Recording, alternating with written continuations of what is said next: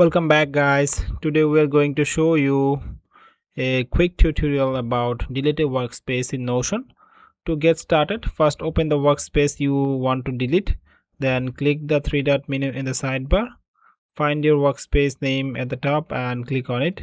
Next, go to settings.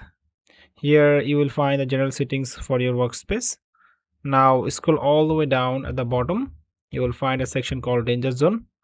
Where you will see the delete workspace option. This will permanently delete your entire workspace, including all of its pages and files.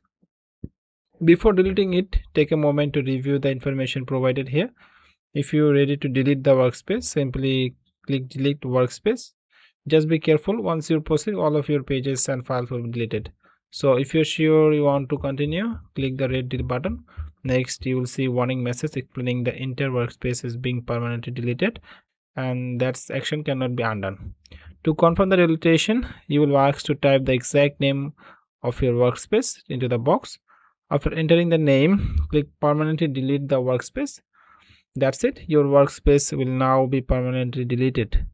And that's how you can easily delete any workspace in Notion. I hope you found this video helpful. If you enjoyed, make sure to give it a like and don't forget to subscribe to our channel. This will help us to grow faster.